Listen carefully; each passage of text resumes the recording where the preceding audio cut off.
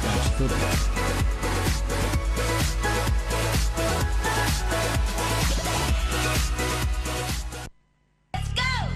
A continuación,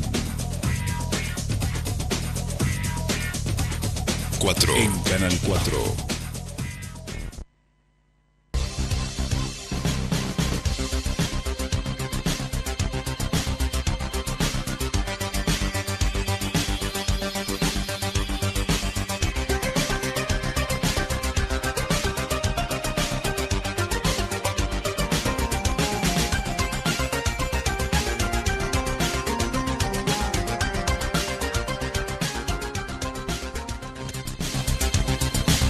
Muy buenas noches, bienvenidos a una nueva edición de Aquí Ahora Actualidad. El Aquí Ahora Actualidad después del 12 de mayo. 12 de mayo que parecía en algún momento lejano, ya transcurrió, ya generó datos concretos y un sinfín de análisis subjetivos que vamos a compartir desde este miércoles en adelante.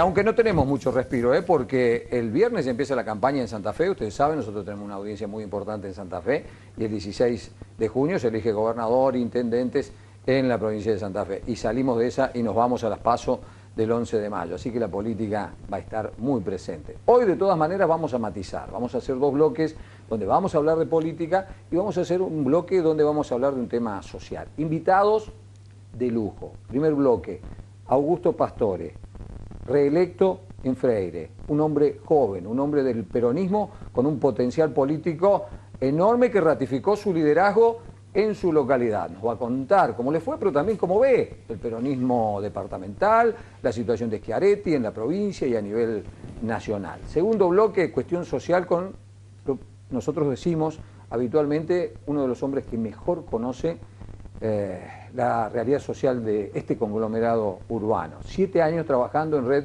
Solidaria, que nos van a permitir mirar en perspectiva la cuestión social desde aquel 2012 hasta la actualidad. En este momento con una iniciativa de una cena digna, que es una iniciativa que la verdad es para sacarse el sombrero. Y un último bloque para analizar la realidad local, los resultados, la alianza de Ignacio García Aresca con Damián Bernarte le dio resultado a García Aresca, le dio resultado a Damián Bernarte, plantea interrogantes de cara al futuro, lo vamos a charlar. Los votos en blanco, la cantidad, ¿por qué? Se ha dado una cantidad particularmente alta, fue alto el voto en blanco en toda la provincia, pero aquí fue particularmente alto. Bueno, todos esos temas en el último bloque con dos especialistas, Mauricio Melano, el licenciado Mauricio Melano y el licenciado Lucas Cornaglia. Así que un programón por delante, pausa mínima para que yo me ubique en mi silla y comenzamos la charla con el doctor Augusto Pastore.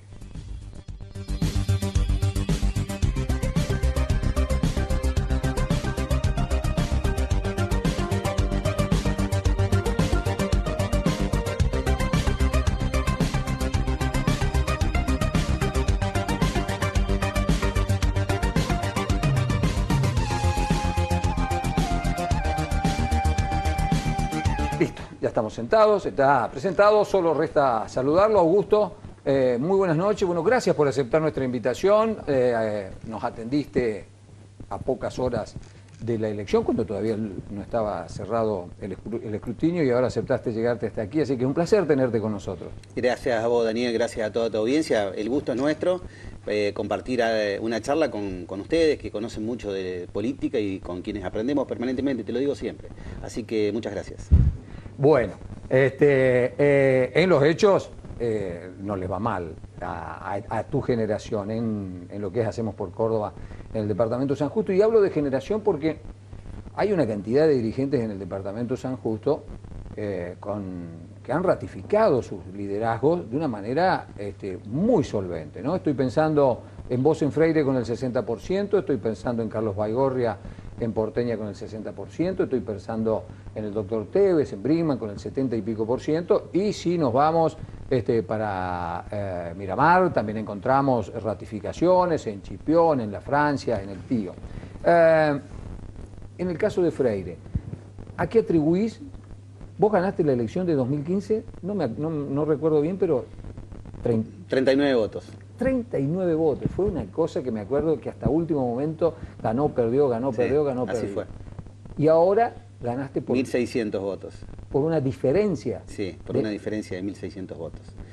¿Qué pasó en 4 años? Pasó que nosotros desde el inicio y aún antes de comenzar pensamos en una localidad que sea inclusiva desde el punto de vista de la infraestructura.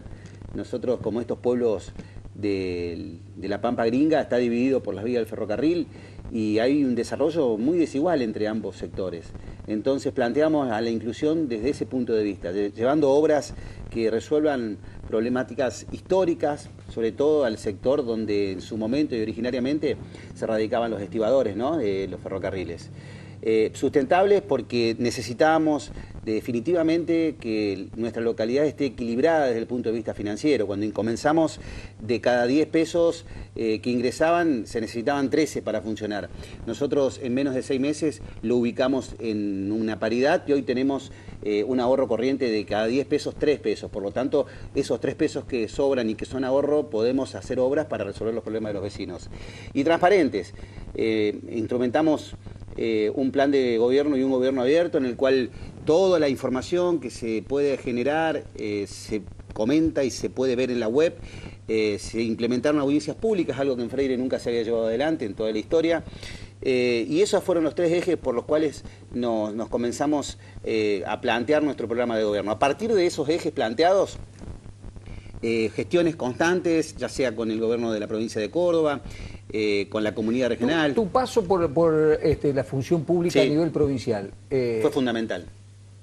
Te ayudó en este sentido a conocer, o sea, no perdiste tiempo en conocer los recovecos de la gestión. No, ten en cuenta, Daniel, que pasé por la Secretaría de Ambiente, por el PAICOR, con ese programa alimentario más importante que tiene el país, y luego en vivienda. Son 3 áreas muy sensibles en las cuales te da una agenda telefónica que te permite llegar más rápido. Esa es la realidad. Entonces, y eso se lo debo a Manuel Calvo, que fue quien vio en mí la posibilidad de desarrollarme dentro del gobierno de la provincia de Córdoba, y en su momento al gobernador ya fallecido José Manuel de la Sota. Eso creo que me permitió hacer más rápidas las gestiones, pero sí también me permitió saber cómo te atienden del otro lado del mostrador. Yo recuerdo claramente que cuando venían los intendentes con los distintos planteos, siendo funcionario provincial, te venían siempre con ideas, ¿no? Y nosotros le decíamos, bueno, esa idea, que se transforme en un proyecto, hablando siempre de las 3P, ¿no? Esto de que primero tenemos un proyecto, luego tenemos un programa y finalmente queremos que ese programa se transforme en una política pública. Bueno, nadie venía, era muy raro que los intendentes vengan con proyectos. Entonces yo empecé a ir ya con mis carpetas bajo el brazo, llevando lo que era para nosotros nuestra principal problemática, que era la cuestión hídrica. Freire... Claro, se inundaba, claro, 2015, claro, en 2013 había sido tremendo. Fue el diciembre de 2012 y luego en el 2015 pasaron unos episodios muy feos, con más de la mitad del pueblo bajo agua durante días, y nosotros no podíamos permitirnos en nuestra gestión tener un evento de esa naturaleza. Cuando fui a la primera audiencia en el Ministerio de Agua, Ambiente y Servicios Públicos en ese entonces, me dicen, bueno, tráeme el proyecto. Bajé, tomá, acá lo tenés. Entonces eso nos abrió puertas, porque el proyecto ya estaba, después hubo que hacer correcciones y a partir de ahí comenzamos la obra. Y con una visión también de gente de mi equipo que empezó con estas ganas de generar empleo público y empleo privado a la vez, a fabricar los premoldeados. Hicimos una pequeña fábrica de premoldeados, la empresa que resultó adjudicataria de la obra nos compra los premoldeados, y del 100% que restaba del pueblo de Cordón Cuneta ejecutamos el 70% de Cordón Cuneta. Hoy, dentro de los próximos 3 años, nos queda por ejecutar un 30%. Quiere decir que la gente, los vecinos de los distintos barrios de Freire, en donde a todos los barrios lo dividimos al pueblo en barrios, llegamos con una obra. Donde no pudimos ejecutar Cordón Cuneta, iluminamos.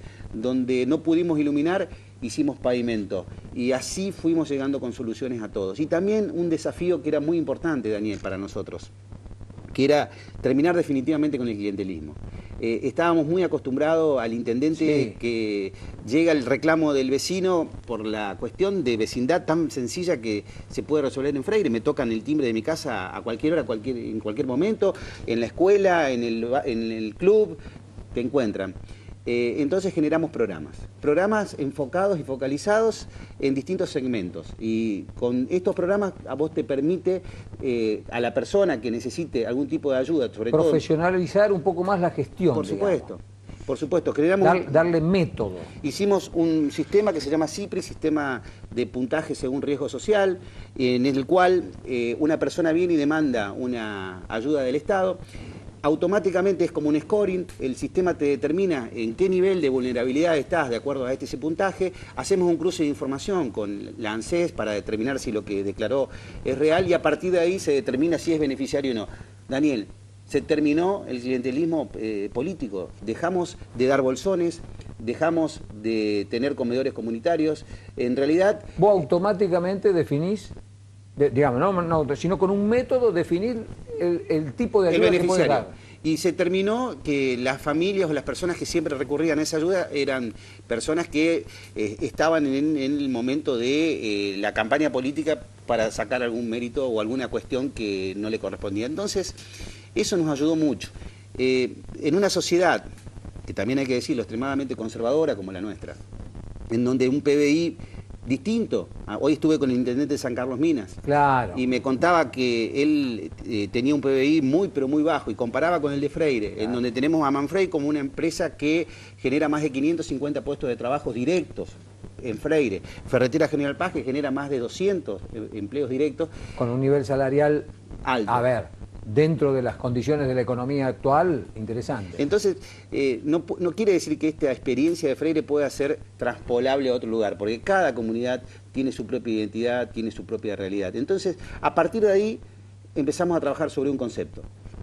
El concepto de Quiero Freire, el concepto de el orgullo de vivir en Freire. Dejar de ser noticias por estos acontecimientos de la naturaleza y empezar a hacer noticias por nuestros deportistas, generamos el Museo Virtual del Deporte, por nuestros artistas, grabamos un CD con los músicos locales, empezamos a festejar los cumpleaños de Freire como se hacía hace 30 años en la plaza, convocando a la gente, todos los domingos la plaza desborda de gente, y se empezó a generar un clima de buen humor y de buena onda y que fue contagioso. Y ese clima hace que aquel vecino donde le llegaste con el cordón cuneta y el barrio pintaba para vulnerable, de golpe hoy vas y lo ves ya con su vereda consolidada, con su cordón cuneta barrido, con su iluminación en el sector, y eso le recuperó la dignidad al sector. Y eso se transmitió y fue contagioso, y ese efecto contagioso hizo que nos lleve a la campaña política de los últimos 30 días, que nosotros dijimos, la intención primaria de voto tiene que estar consolidada, porque de lo contrario no funcionó lo que hicimos durante 3 años y medio. No, y los 30 días de campaña lo dedicamos a consolidar lo que habíamos hecho, volviendo a trabajar sobre el concepto de Quiero Freire y el orgullo de vivir en Freire. Creo que eso fue la base del éxito, y también el contacto directo con la gente y escucharlos permanentemente. Augusto, bueno, por lo hecho en Freire y por el resultado que obtuviste el domingo, bueno, felicitaciones. De todas maneras, quiero aprovechar unos minutos para hablar un poco más de política con vos. San Justo, un vicegobernador, Martín Yarlora, ahora intendente de la capital. Otro vicegobernador, en este caso electo, Manuel Calvo. Y yo digo, en algunos comentarios que hago, que el departamento de San Justo se ha transformado en una especie de la matanza del peronismo de Córdoba. ¿Cómo ves esta proyección de esta generación de dirigentes, todos dirigentes de 40 años aproximadamente, y qué perspectiva le da esto al departamento de San Justo y al peronismo cordobés? Lo veo con moderación, lo veo que hay que tener cuidado, no subirse al caballo.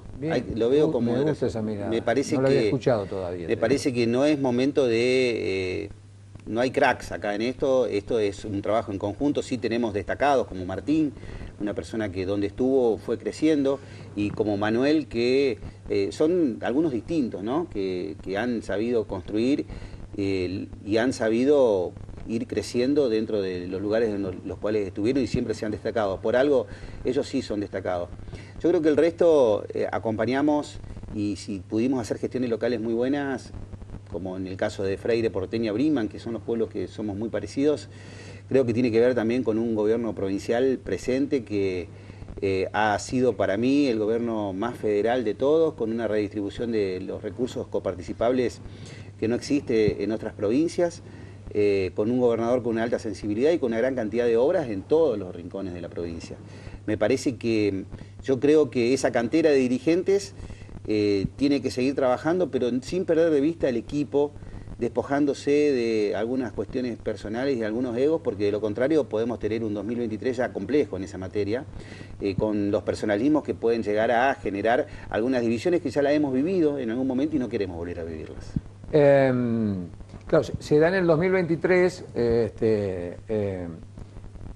con la ley que impide las reelecciones, que hay muchos intendentes exitosos en toda la provincia, pero particularmente en San Justo, que no van a poder ir a la reelección. ¿Eso puede generar alguna fricción en las proyecciones?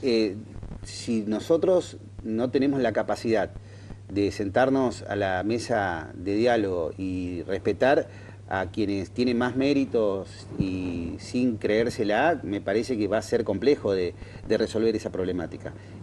Coinciden todos, no pueden ser electos los intendentes, tampoco los concejales, tampoco los legisladores. Claro. La oferta se va a distribuir, la demanda va a ser muy alta para una oferta muy pequeña. Entonces, me parece que tenemos que trabajar durante todo este tiempo, siguiendo los consejos del gobernador, que en esta materia ha hecho una apertura muy importante, no solo para el peronismo, sino para otros sectores, porque ha convocado y ha ampliado su base de sustentación. Cuando la oposición se dividía, nosotros seguíamos sumando, y eso a mí me parece que es algo que tenemos que copiarlo, tenemos que tratar de hacer que esa experiencia se replique en todos los lugares. Una más, lo mencionaste al gobernador, a Juan Schiaretti. ¿Qué rol le asignás en el escenario nacional después de este triunfo tan importante y con tanta repercusión? Y sin duda que no voy a descubrir nada, pero se transformó, en mi humilde opinión, en la centralidad de la política nacional en Córdoba. Tengamos en cuenta que Córdoba tiene el 9% del padrón electoral y Schiaretti legitimó luego de tantos años su liderazgo a través de una elección histórica. Además, hay un dato que, bueno, lo pueden decir mejor los consultores, pero entre los 16 y 30 años tuvo casi un 70%, según distintas encuestas, de intención de voto. Quiere decir que el grupo etario que él consolida es un grupo que tiene proyección. Por lo tanto, me parece que es un fenómeno para estudiar. Me parece que, si vos me preguntás, ya es una expresión de deseos personal. Tiene que jugar en otra liga, porque tiene todas las condiciones para hacerlo. Obviamente no sé si le dan los tiempos, no sé si la intención de él es tal, pero tiene todas las condiciones para hacerlo. Creo que va a ser central en el armado, pero sin duda alguna en el marco de una PASO mucho más importante, en donde confluyan Urtubey, Massa, Pichetto y todos aquellos referentes que quieran una tercera posición. Si tenemos que, hay una posición que sustenta que puede tener un 30% de intención de voto, como es Cambiemos, y otra posición de otro 30%, quiere decir que tenemos un 40, 50%, hay un 55% de la gente, más o menos, que no quiere ni una ni la otra. Bueno, en definitiva, creo que hay un espacio para consolidarse, pero va a ser un trabajo muy importante, del cual Schiaretti va a formar, sin duda alguna, un rol central. Augusto, muchísimas gracias. No, gracias. Muy amable. Augusto Pastore, intendente reelecto, exitoso, hombres jóvenes, comprometidos con la política, que hablan bien de la política. Y es un duro mentís para aquellos que son críticos seriales de la política, cosa que no somos aquí. Nosotros aquí promovemos la participación y pretendemos darle valor a los que se involucran en esta actividad que parece fácil, pero que cuando te involucras, ahí te encontrás con que no es lo que se dice. Ahora vamos a buscar una pausa. Cuando volvamos en la cuestión social, en San Francisco, en este conglomerado urbano que conformamos con Frontera y con Josefina, un análisis de una persona absolutamente comprometida con el tema, como es Marcelo Valverde, de Red Solidaria, al regreso de la pausa.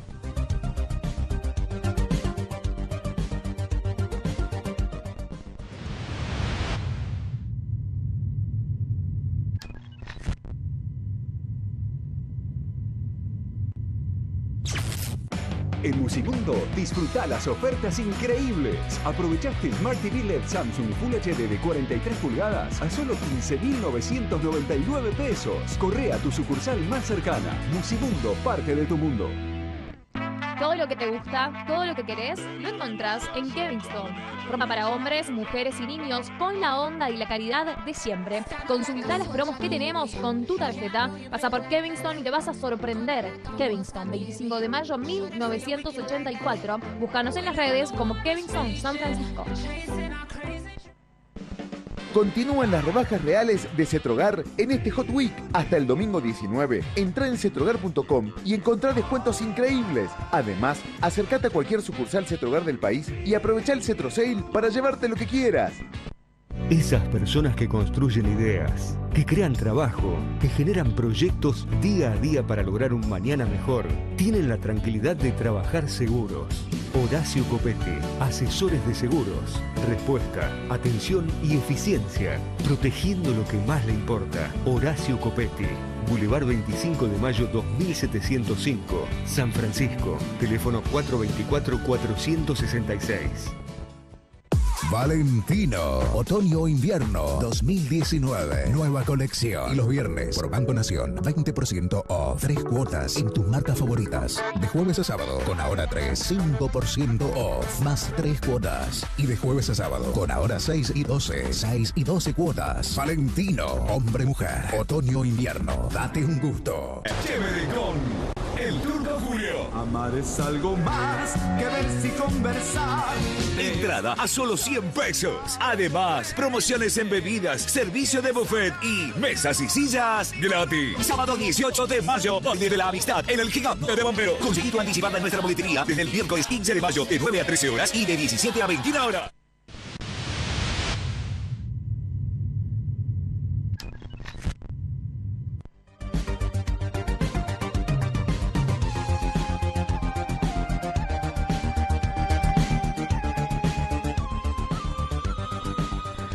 Bien, estamos charlando con Marcelo, solo nos resta saludarlo. Chelo, muy buenas noches, gracias por aceptar esta invitación. No, gracias por la invitación, Dani.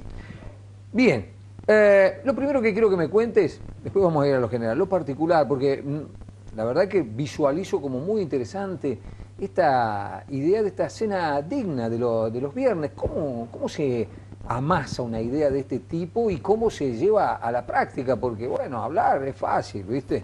Lo difícil es hacer, yo lo digo siempre. Sí. Cuando me preguntan, a veces me preguntan, no volvés a la política, que esto, que lo otro. No, le digo, hablar es fácil, es lo que estoy haciendo ahora. Lo difícil es hacer, lo difícil es concretar, que es lo que hacen ustedes, porque en definitiva vos también haces política solidaria en este caso, ¿no es cierto? Sí, no escapamos de eso.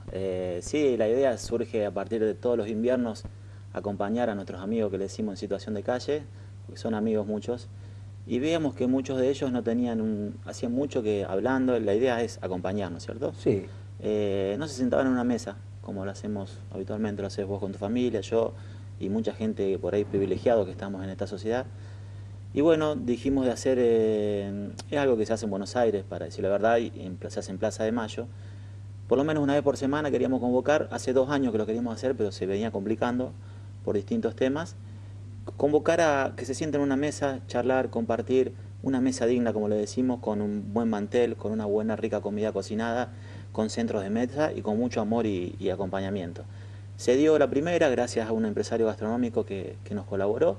¿Sí? ¿Quién es? Diego Oscarello, del restaurante Hawk. Hay que nombrarlo, se lo merece. Sí, por ahí uno en la tele tiene esos regemores, pero no, sí, la verdad. No, hay que nombrarlo, se lo merece. Y bueno, ese fue el puntapié inicial, dijimos, hacemos uno. Y a partir de eso y a partir de ustedes, los medios que nos dan una mano muy grande, se replicó y no te miento, Dani, en la semana se sumaron 5 otros colegas de él. Queremos estar, quiero estar ahí los viernes, tenemos en cuenta un viernes. Hoy tenemos cubierto por lo menos 2 meses de una vez por semana de empresas gastronómicas que se van a sumar, que ya se sumaron y se van a seguir sumando. Así que la idea es esa, acompañarlos. No todos viven en situación de calle literalmente, muchos no tienen la comida garantizada, no la están pasando bien y están invitados también. Y siempre acompañando de un artista local que toca la guitarra, que canta, para hacer un acompañamiento ameno. Yo vos sabés que lo que me inspiró, la verdad, viendo las coberturas que hacemos nosotros y todos los medios, es cierto lo de la comida, porque puede, vos mismo lo decís, que no la tengan garantizada. Lo que me conmovía era la posibilidad que le dan ustedes a esta gente de compartir, porque me las imagino muy solos. Sí. Muchos de ellos están por una situación particular, llámese adicciones o problemas, un problema que otro psicológico o psiquiátrico, y ese momento es especial. Y te digo que es especial y se sumó muchos particulares a dar una mano, aparte del grupo en sí de lo que es Red Solidaria, un montón de personas que vio, puedo ir, todos son bienvenidos y se acercan y se van con una mezcla de sensaciones porque la idea es acompañar de igual a igual. No, esto no es beneficencia, que nosotros estamos arriba y damos caridad al que está abajo, nada que ver.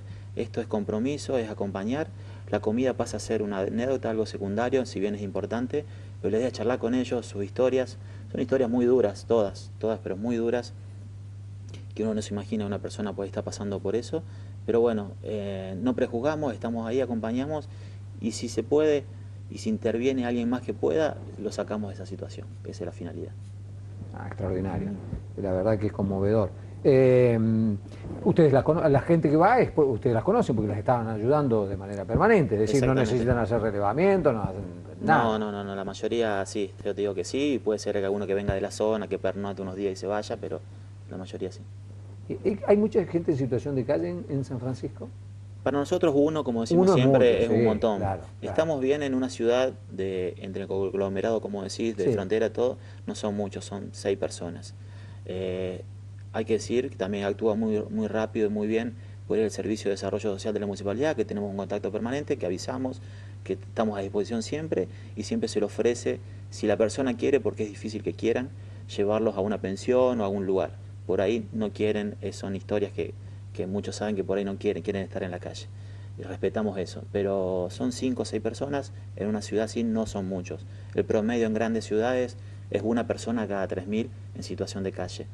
Hoy, si se quiere, son pocas, pero también decimos que son 5 o 6 personas, pero somos 80.000 personas que estamos alrededor, que podemos hacer algo por ellas. Claro, sí. Y para ellos, o sea, por eso las estadísticas, a veces hay que tratar de personalizarlas. Está bien, nos dan una idea en general de la situación, pero para la persona que está en esa situación, él es el 100% de la Exactamente, él es el mundo, y si queremos cambiarlo, cambiamos su mundo por un instante, no, es una realidad.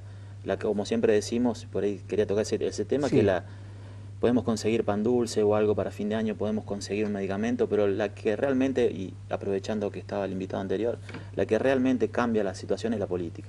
Por eso también compartimos tus palabras de nosotros agregar e incentivar a que se involucre la gente en política, porque es la que cambia la realidad.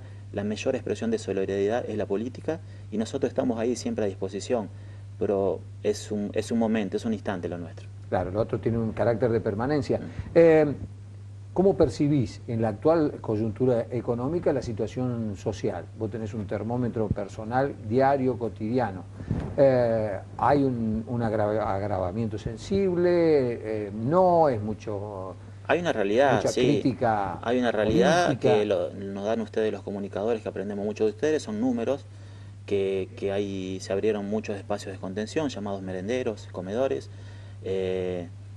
En 7, 8 años que estamos trabajando esta parte, la Red Solidaria en general hace 25 años que está. Sí. Hoy hay un número que se incrementó, pero no mucho, en todos estos años, que hay lo encuestador que menos da 8 millones de personas en situación de pobreza, que es una multitud de gente. Y es la primera vez que tanto tiempo, en lo largo del tiempo, se va a mantener, están pronosticados 3 o 4 años más, que se va a mantener este número, que no va a bajar. Entonces lo que decimos es, redoblamos esfuerzo, pero también apelamos al que haya ese encuentro tan esperado que pedimos nosotros, que es los grandes jugadores que estaban hablando recién de la política, sector privado, iglesia, campo, que haya un encuentro para tratar de enfocar a este tema que tanto nos saca el sueño a nosotros y a mucha gente, obviamente, por supuesto. ¿Ves políticas del Estado en cualquiera de los niveles bien orientadas? Por ejemplo, se me ocurre preguntarte, asignación universal por hijo, por ejemplo, ¿te parece que ha dado algún tipo de respuesta o ha dado respuesta en algunos temas y ha generado otros problemas? Mira, yo siempre cuento lo mismo, de que la asignación universal por ahí fue el último gran encuentro de ese que te iba hablando recién. Sí, señor. ¿Por qué? Porque los sectores más de izquierda tuvieron la idea de la CTA, se le sumaron la doctora Carrió, la iglesia acompañó con Cáritas a la cabeza, vino un gobierno y la puso en práctica, y vino otro gobierno de totalmente otra idea política y la mantuvo, hasta lo duplicó. Y eso sacó de la marginalidad absoluta, de la pobreza marginal, que ya es otra, a un montón de personas. Sí, obviamente que la idea es que se produzcan puestos de trabajo para ir cambiando esta problemática, pero hoy la comida a las personas que no la tienen y dignificar tiene que estar. Para nosotros fue la última gran encuentro, que es excelente esta medida, y como te digo, varias ideologías se pusieron de acuerdo. Falta eso en un futuro que lo vemos medio verde, como decía recién el intendente Pastore, que no sentarnos en la mesa y nuestros egos empiecen a hablar de distintas cosas y a pelearnos, falta esa mesa. Pero bueno, nosotros desde nuestro pequeño lugar acompañamos, pero falta esa mesa de encuentro de los grandes jugadores. En San Francisco, como en el conglomerado, ¿cómo ves la situación social? ¿Advertís deterioros así visibles? Hay un trabajo fuerte de distintos sectores, llámese iglesias, llámese organizaciones sociales o autoridades, pero hay números que no dan, como los precios de los alimentos y los salarios. Eso por ahí es un tema de economía que yo no manejo, pero que yo sé que repercute y es una realidad, y por ahí se enoje quien se enoje, es una realidad, y estamos viendo eso. La gente no está llegando a tener la comida garantizada a ciertos sectores. Hay muchas redes de contención, como te decía, iglesias, merenderos, organizaciones, pero bueno, estábamos viendo eso. Sí. En cuanto a las redes de contención, es cierto que hay muchas.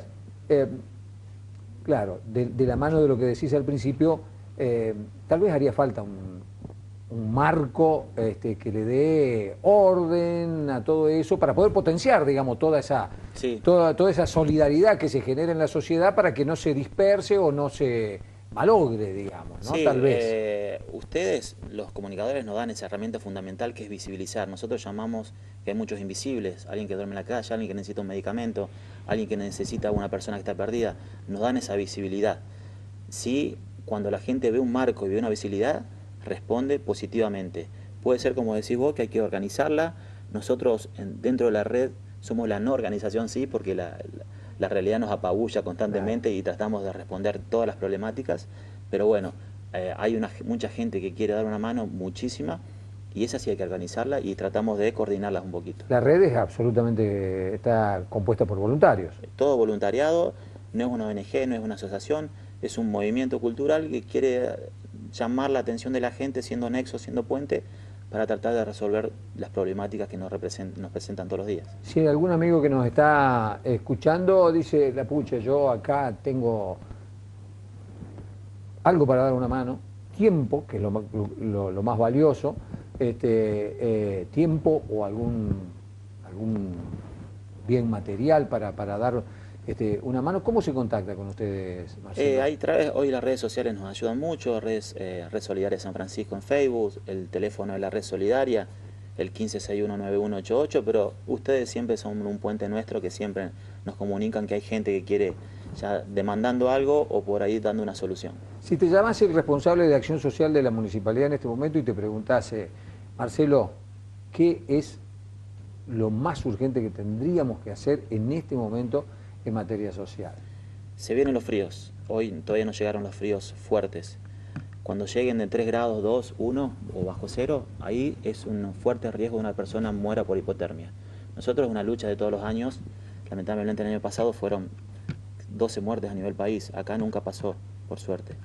Pero bueno, yo diría es esa. Nosotros, cuando el compromiso de la gente que nos llame o que llame a alguna autoridad, y si los amigos que trabajan muy bien de acción social, desarrollo social, con las chicas trabajadoras sociales, es redoblar el esfuerzo ahí, de que no nos encontremos con este año con una muerte por hipotermia, que por forma biológica pasan los 3 grados, entre las 11 de la noche y las 6 de la mañana, puede pasar que una persona muera por hipotermia. Hacer ese foco ahí es una de las cosas que hoy te puedo decir que es urgente. Marcelo, es un placer siempre charlar con vos, ¿eh? Gracias, sos muy amable. Y bueno, también felicitarte, ¿no? ¿Qué otra cosa se le puede decir a alguien que le entrega? ¿Cuántas horas por día le dedicas a Y pasa esto? que no hay proyectos, no hay nada, las problemáticas aparecen todos los días. Porque vos tenés que hacer lo tuyo, tenés que vivir. Sí, hoy estuve en la localidad de Freire por mi trabajo. Claro, porque vos viajás. Pero bueno, nosotros lo hicimos muy comunicacional. La mitad de las cosas que hacemos es comunicar la problemática y estar en el medio, y gracias a ustedes también. Así que hoy con las tecnologías nos ayudan mucho y sí, por ahí quitamos un poquito de tiempo, pero es lo que nos gusta hacer, así que no nos cuesta nada. Felicitaciones, Marcelo, Gracias. realmente. Están en el hacer, no en el decir. Y eso a nosotros nos encanta. Nosotros estamos del otro lado, estamos en el decir. Y cuando digo hablar, pienso, no es tan fácil hablar, y si uno no hace este trabajo con un poco de responsabilidad, también es muy fácil estigmatizar, ¿no? Pienso, por ejemplo, los políticos son todos X. Es una estigmatización absurda. Eso lo vemos peligroso pero nosotros. también en el tema social, ¿no? Porque he escuchado gente que dice, los merenderos son para... Y bueno, hay de todo en las viñas del Señor. Sí. Pero el gesto de dedicarle tiempo y esfuerzo para ayudar al otro, Yo es un gesto que admiro ayuda. un montón, porque no nos olvidemos que estos espacios están atendidos por personas muy humildes, que ven la realidad en su barrio. Sí, Muy señor. humildes. Sí, señor. Pero, viste, desde este lugar es fácil decir, seguro que para currar, seguro que para esto, seguro que para lo otro. Bueno, por eso hay que tener cuidado en el hablar también. Vamos a hacer una pausa. Cuando volvamos, el análisis profundo de los resultados electorales aquí, en la ciudad de San Francisco, con dos de las personas que más saben de política, dos licenciados en ciencias políticas, Mauricio Melano y Lucas Cornaglia, al regreso de la pausa.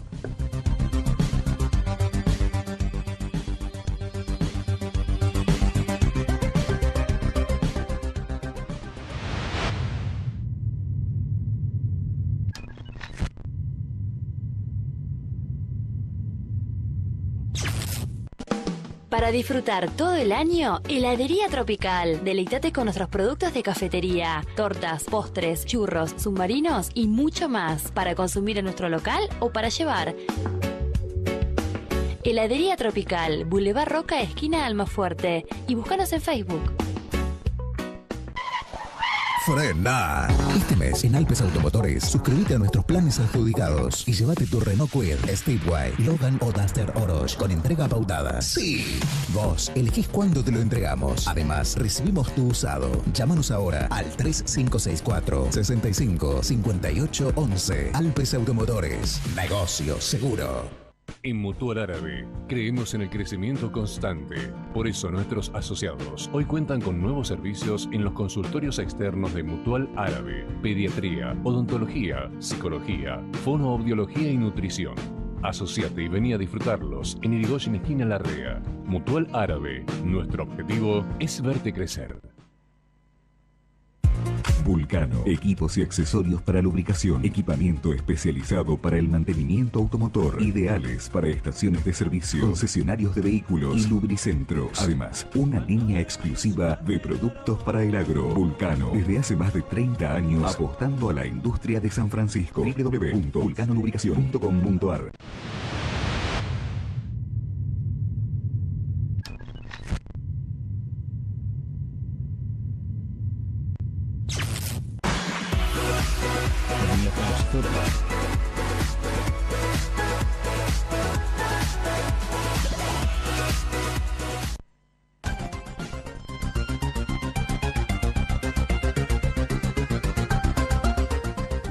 Muy bien. Che, qué lindo plano, chicos, muy bien. Hugo, Luciano, que están trabajando en técnica, un planito ahí que no lo teníamos habitualmente. Muy bien la innovación. Bueno, solo resta saludarlos. Lucas, ¿cómo estás? Un gusto tenerte aquí. Como siempre, un placer saludarte, Daniel, y compartir unos momentos al aire con vos. Mauricio, compartimos todo el domingo, ya te lo agradecimos, y ahora queríamos tenerte ya un poquito más relajado y como para ir un poquito más al hueso, ¿no? Gracias por estar aquí con nosotros. Gracias por la invitación nuevamente. Bien, yo arrancaría con esto. Los resultados los conoce todo el mundo, ya 45,5% García Aresca, 19% aproximadamente Stoppani, 10%, 9% Canalis y 8% Romero. Si los miramos con los parámetros porcentuales de la página oficial, si le restamos los votos en blanco, bueno, los porcentajes que dábamos nosotros en la jornada electoral, 50,7, 21 y todo lo demás. Ahí está. En San Francisco, ese resultado es producto de un acuerdo entre García Aresca y Damián Bernarte. Lo primero que les quiero preguntar a los dos. ¿Cómo les parece que funcionó electoralmente este acuerdo entre lo que era la primera fuerza política y la segunda fuerza política de la ciudad? Yo lo que pienso es que con el resultado puesto no hay que analizarlo, ¿sí? Me parece que el análisis tiene que ser retroactivo al momento en que se forjó la alianza, si es que la podemos denominar alianza. Es decir, en el momento en que se celebra el acuerdo, hay que tener en cuenta la posibilidad de que lo que es el PRO, lo que es el Frente Cívico, que es lo que es la Unión Cívica Radical, le estaban ofreciendo en bandeja la candidatura a intendente a Bernarte. Entonces, el panorama político de ese momento proyectaba a futuro una polarización entre García Aresca y Bernarte, acompañado por todas las demás fuerzas políticas. Y en ese escenario quizás se hubiesen visto resultados distintos a los que estamos viendo en la pantalla hoy.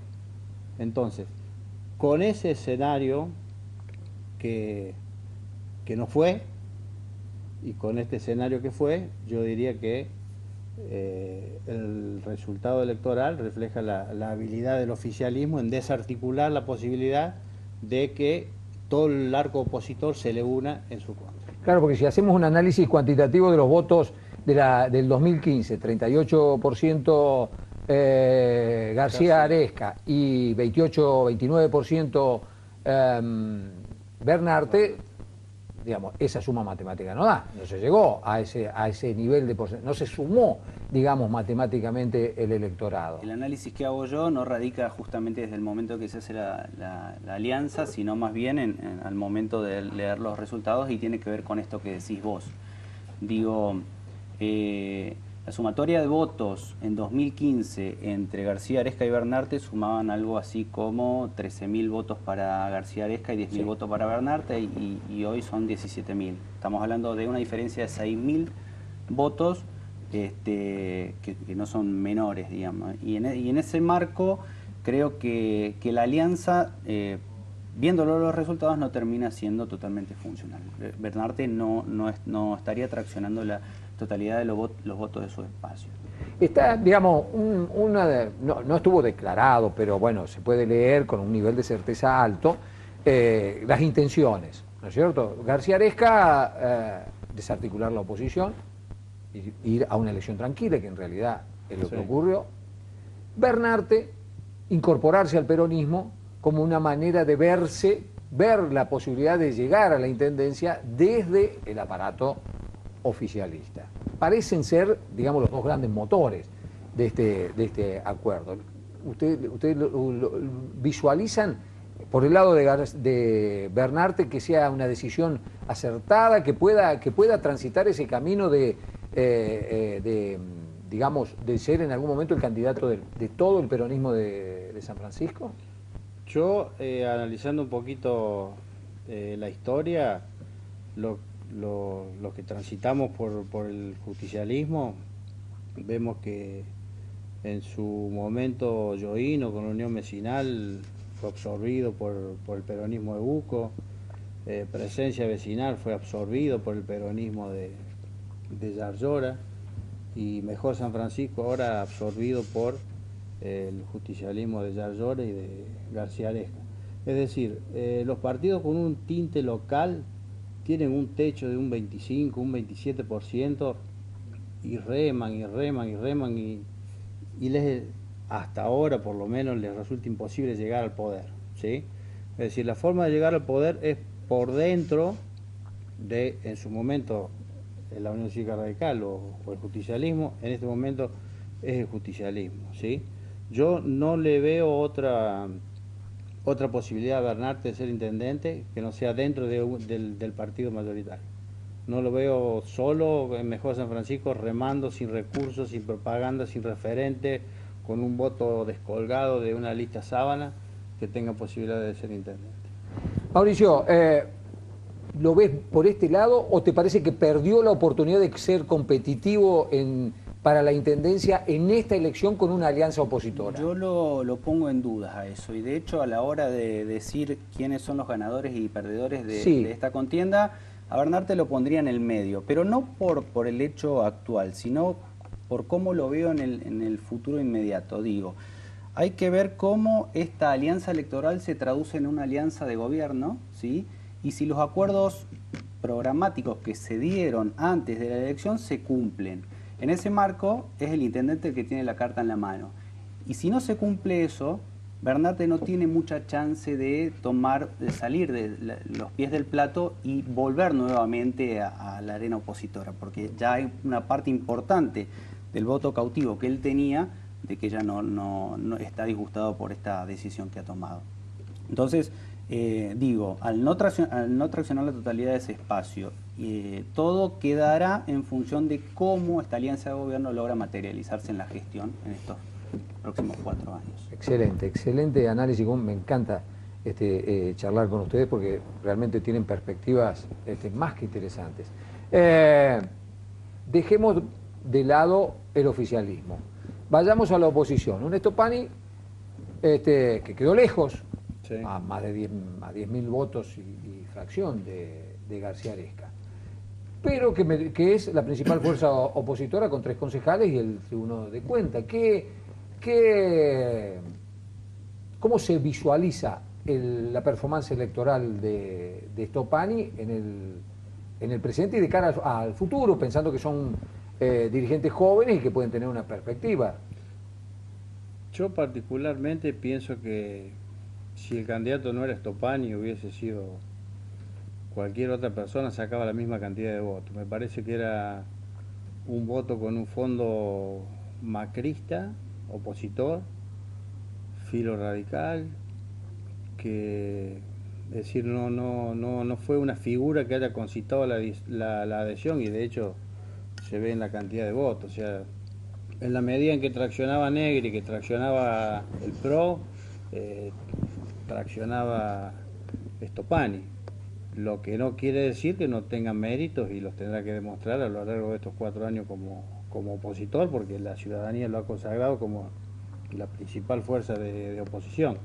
Y es cierto lo que decís vos, también asume gente joven, hay renovación, y bueno, hay que ver si tienen ese espíritu que hasta ahora no demostró el PRO de construir políticamente, ¿sí? Porque me parece que acá una de las grandes fallas que tiene Cambiemos es la de construir a partir de la repartija de cargos, pero no bajar a la calle, no meterse en el barro de la política, ¿no? Y bueno, el tiempo demostrará si tienen esa capacidad de meterse en el barro de la política, de caminar la calle, de ir, porque es una tarea que cansa, es una tarea que insume dinero, tiempo, y concitar adhesiones tampoco es fácil, porque estás peleando contra un aparato municipal, un aparato provincial. La caída de la imagen del presidente evidentemente también le ha jugado en contra, ¿sí? Pero, o sea, para mí en esta elección Stopani no ha dejado de sacar los votos que hubiese sacado cualquier otro candidato de ese núcleo político. Mauricio, ¿vos cómo lo ves al resultado electoral de Stopani y su proyección política? Yo creo que Stopani hizo una muy buena elección de cara a lo que se veía previamente a la elección, ¿no? En 2 frentes. En primer lugar, como constituirse como la primera fuerza opositora con mayor cantidad de votos, y en un frente interno con duplicar la cantidad de votos de su antiguo socio político, claro, si se quiere, en el espacio Cambiemos, que era Cristian Canalis. Logra incorporar un candidato más dentro del espacio de Cambiemos, y a su vez incorporar un miembro en el Tribunal de Cuentas. En cuanto al futuro político, la verdad que no tengo bien en claro cómo se proyectaría Stopani aspirando a un cargo superior a esto. Me parece que el rol de concejal por el momento le cabe bien, pero en el futuro inmediato se verá qué clase de gestión, qué clase de oposición hace en estos 4 años para ver bien a futuro. Y me permito adicionar algo a esto. Dale. Todo este resultado me hace ver que en San Francisco el voto tiende a no ser necesariamente ideológico. ¿En qué me baso con esto? Estábamos hablando de que Bernarte no traccionó estos 6.000 votos que tenía, si se quiere, en elecciones anteriores. Esos 6.000 votos se dispersaron en distintas fuerzas políticas. Una de las fuerzas que captó este voto de Bernarte es Estopani. La otra, a mi criterio, son Romero y los espacios nuevos, el Libertario y el espacio de Oyola. Y si lo comparamos con las elecciones de 2017 de medio término, vemos que el espacio Cambiemos sumó más o menos 16.000 votos.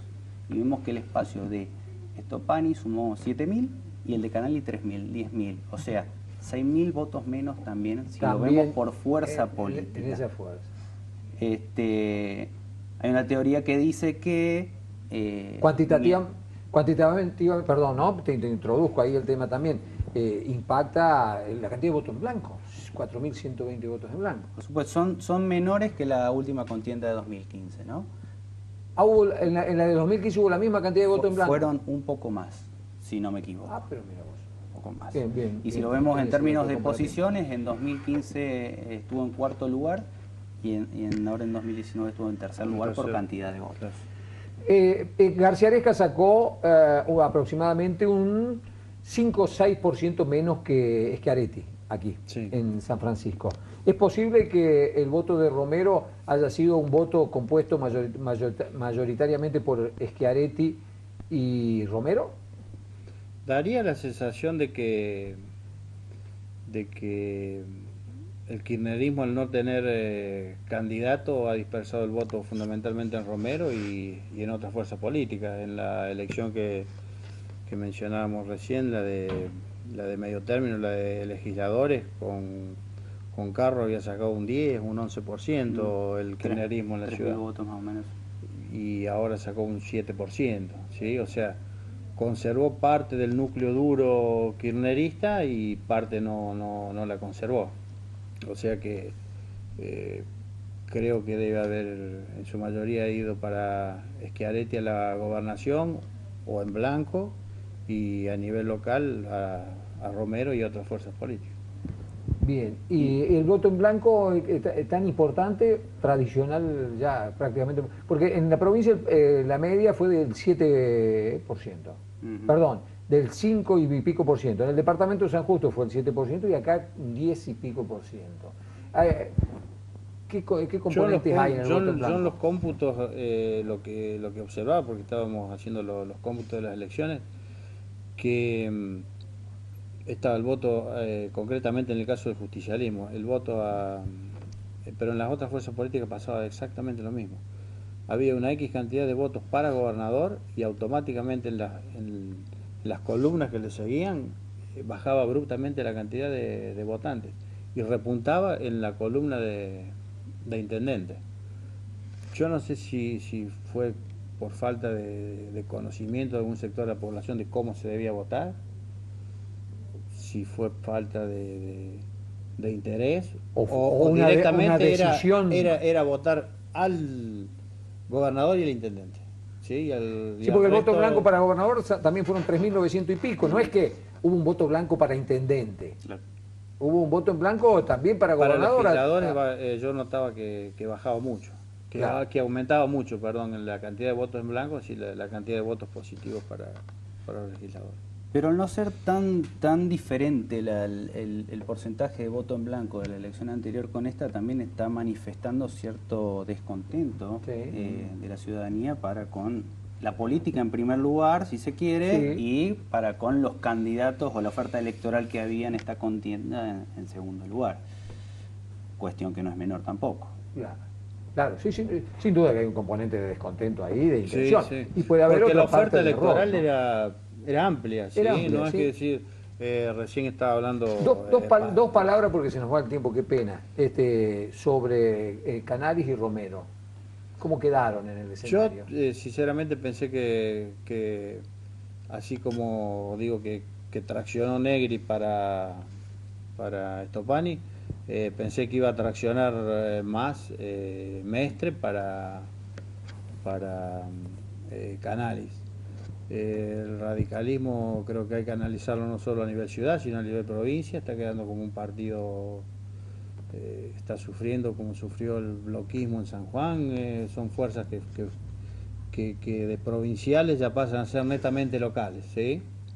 la construcción política hacia adelante creo que debe partir del interior hacia la capital. La derrota en la capital era el gran bastión del radicalismo en la provincia, y ahora vemos que las principales ciudades, incluida Córdoba, está en manos del justicialismo. Va a ser muy difícil remontarlo. ¿Cómo lo ves vos? Hablando de Romero, me parece que es el tercer ganador de esta elección. Llega al Consejo Deliberante por mérito propio. Por mérito propio y a contramano de lo que se decía de que el no tener una figura provincial era muy desventajoso, creo que fue muy productivo para él, porque eso le permitió localizar mucho más el discurso y tratar de saltar el cerco kirchnerista y ampliarse un poco más el discurso al resto de la sociedad. Sí, porque tuvo un discurso más bien más moderado, o sea, tenía un perfil social, pero no era un discurso kirchnerista duro. Es más, no lo mencionó prácticamente a Cristina. En un candidato de centro, y eso le permite proyectarse. Además, le da un plafón político de cara a los 4 años que creo que van a ser muy productivos para su fuerza política. Pensemos que si Cristina es candidata, él va a ser una referencia importante en la elección presidencial, va a tener otra vez protagonismo.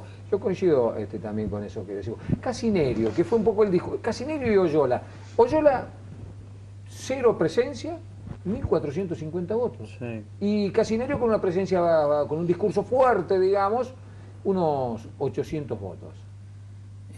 Como decíamos el domingo, para mí lo que han primado acá son los candidatos moderados o de centro, ¿sí? Esos son los que a mi criterio tuvieron mejor performance electoral. Siempre los discursos más radicalizados tienden a ser un poco más apáticos o a concentrar una pequeña porción del electorado. Eso es lo que me parece que pasó con Casinerio específicamente. Digo, que centró su discurso básicamente en racionalizar y racionalizar el Estado, achicar el gasto, despedir empleados. Pero a partir de eso, ¿qué?